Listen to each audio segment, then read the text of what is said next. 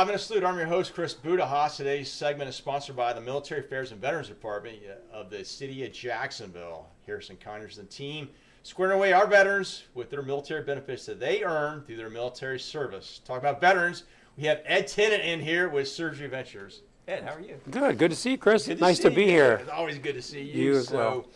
Smartest guy in the room, obviously. You. So, a couple things. One, where you originally from, and then two, what you do in the military. Originally from close to here. Grew up in Stark, Florida. Yep. And after high school, joined the United States Navy and was a Navy corpsman for about 10 years. Yeah. And you left the service after 10 years. That's a lot of time invested, by the way. It was. I was right at that tipping point. One more Yeah. contract, stay. Right. And so you left the Navy and you transitioned into the healthcare industry, if I remember correctly. So why did you make that transition, and how's that transition been? I made the transition. Honestly, I have to, I give the Navy and the military a lot of kudos for the training I was able to avail myself to while I was in, because while I was in, I was a regular corpsman. I became a pharmacy tech. Mm-hmm. I went to EMT school. I got to serve as a corpsman with the Marines. Yeah. You know what I mean? So I got to do a lot of different things. So I saw a lot of different aspects of healthcare. Yeah.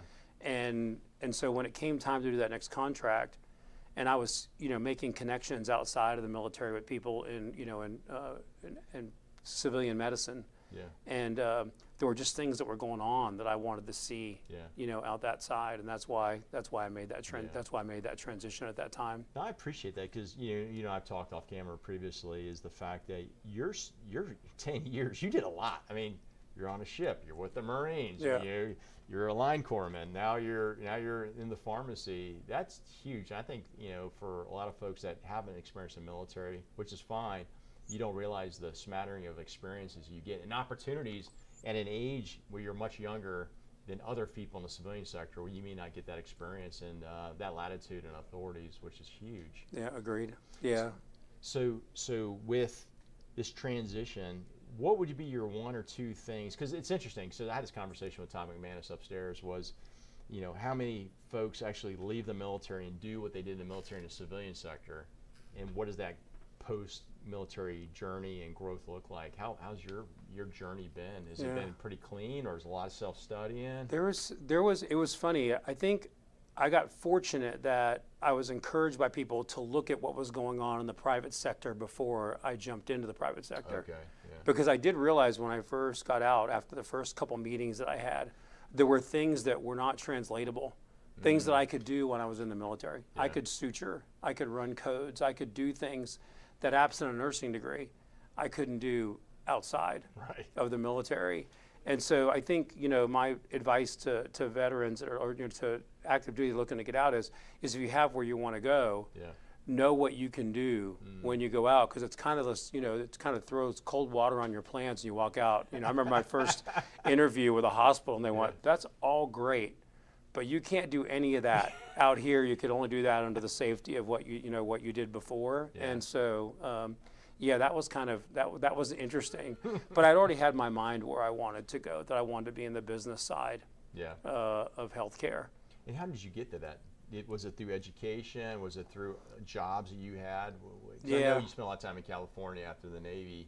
Was it those opportunities that allowed you to get to the position you're in now? It was, and I was very fortunate to find a physician group that I worked with that was owned by a former Marine. Okay. And he was very open about the practice and the business, and I got to see that practice and business, and it just so happened they were in the middle of opening an ambulatory surgery center. Okay. And so I got to watch that surgery center get developed, and there was a consultant involved in a hospital system. And when they finished it all, I just basically said, "They paid that guy to do that?" Because it felt like a recipe book, like they were following a recipe. And it really piqued my interest, because I felt like, that's 1996, and I thought, these things are going to explode. Yeah. This is another area that healthcare is going into for cost and quality. That's huge. Yeah. So Surgery Ventures, because people are going to look at your title and go, what do they do? So what does Surgery Ventures do? Yeah, well, Surgery Ventures is a wholly owned subsidiary of HCA Healthcare. We run and manage outpatient or freestanding ambulatory surgery centers. They're basically places where you have surgery the same day and you go home. Yeah. So, anything from, ophthalmology cases to GI to orthopedics to general surgery, GYN, pretty much, a whole gamut of surgery, which since 1996 has changed. I was going to say, we talked off dramatically. camera. The evolution of healthcare is gigantic. Like you stated off camera, I mean, the fact that certain things you do now, you would have done in an operating room alone. Now, like knee replacement, hip replacement, it's being done, and then people actually going home right afterwards. Yeah, That's very unusual. Yeah, I think from a cost perspective and a patient, wanting a little more control, over their surgical environment and where they have it, and being able to recuperate and rehabilitate, at home when it's appropriate, given their medical condition, and sometimes there are other medical conditions, makes our setting very ideal for appropriate patients and for their surgeons. Yeah. Do you see a lot of growth in this space? I can imagine that these centers are probably popping up in different locations. They are, and the technology going into those spaces is changing. Like I said, when surgery centers first started, they were really built around kind of like ophthalmology and gastroenterology, your colonoscopy done in a surgery center, right? And now, you've got surgery centers that have surgical robots just like a hospital has. Yeah. What's in general, and I know we don't have a lot of time to get too deep in this, but in general, you seeing a bigger demand on the healthcare system? Do you think that's going to increase, or do you think it's just steady state for now? Yeah, I think it's going to increase. Obviously, it's going to increase based on, the demand for healthcare as it relates to the boomer population, right, and their demand for services. And I don't see that slowing down. Okay. And it's also the ability to sometimes correct and catch things early, and address them early. If you think about, when I was young, I remember family members who were needed to have knee replacements, and the general theory was wait until you're, deal with that pain for as long as you can before you do it, because the implant that we put in may not hold. And now that switch, the technology of what we're putting in is so good. They're going like, why have a decreased quality of life for a longer period of time while you're waiting to hope that implant holds up? Let's get it done and get it done now. It's almost a paradigm change, because you're right. Societally, culturally, we always said you got to wait till the end, and then you live for decades in pain, and then you're doing it, and then, oh, by the way, for some folks, they lived a couple more years, and that's interesting. Now, for demand for people to be in this space, as far as be in the workforce for healthcare. How are you seeing a declining number of folks retiring or getting out of healthcare, and not enough people moving into it? Or is it a good place to go work? Yeah, I think it's a great place to go work. Are there shortages? Yes, there are pronounced shortages in certain areas. Operating room nurses are very difficult to come by. The nursing profession on a whole has a shortage. So you see a lot of work and effort to create more nursing schools and more nursing education pathways for people to get into those programs, because you got the same number of programs, but this increased demand for healthcare. And so only now are those nursing careers starting to catch up. And then you have, fundamental issues with certain specialties in the medical area, like anesthesiology, where there's such a shortage of both, CRNAs, MDs, and in the last, 15 years, you've seen this rise of what they call AAs, anesthesia assistants, who are different to help trying to bridge that gap, but there's still very significant shortages of providers in certain medical specialties, and some of that due to, the challenges in earning, and given the school demands, and the cost to go through those programs, it makes it very difficult for them to recruit. It's funny, my son's fiance, if you will, he hasn't asked yet, but he will. I know he will. So she got a degree at FSU, a pretty decent school. It's not UF, but FSU's pretty good.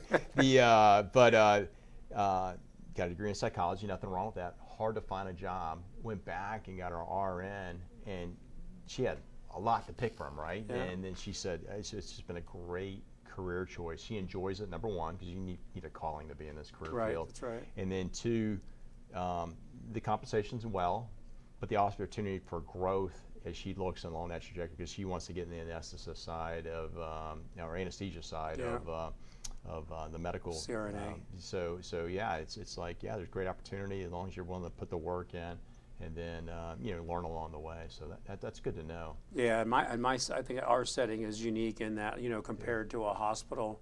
these surgery centers tend to be Monday through Friday type things, so you're not working holidays, you're not working weekends, right? Working a third shift. Yeah, you're not working a third shift, and that's unless that's what you like, and it complements your lifestyle better. So yeah, just a lot of opportunity. So Ed, how do people find you, and then how do people find Surgery Ventures? Well, obviously we have a website, surgeryventures.com, right? You can go to me. I'm on LinkedIn. I'm on Facebook. I'm always around Jacksonville. Pretty easy to find. But I really enjoy what I do.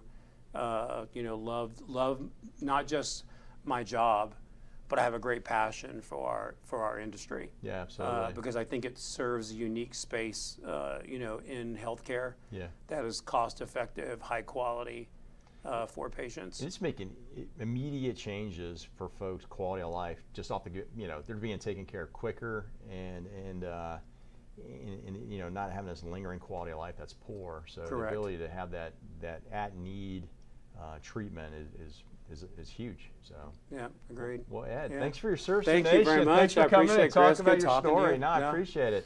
Hey, folks, connect with Ed on LinkedIn. Love to continue conversation. Take a look at what they're doing over at Surgery Ventures, and we'll see our next segment. Live with gratitude.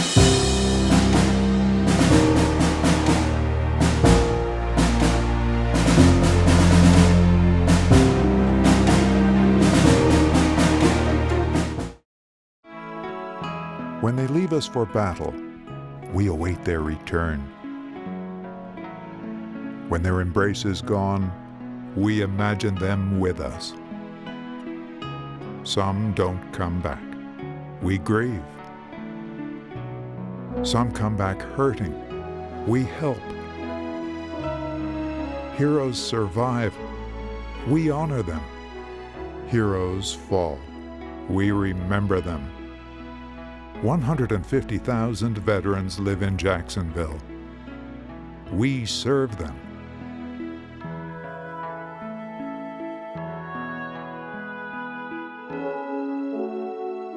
We're the Military Affairs and Veterans Department, City of Jacksonville.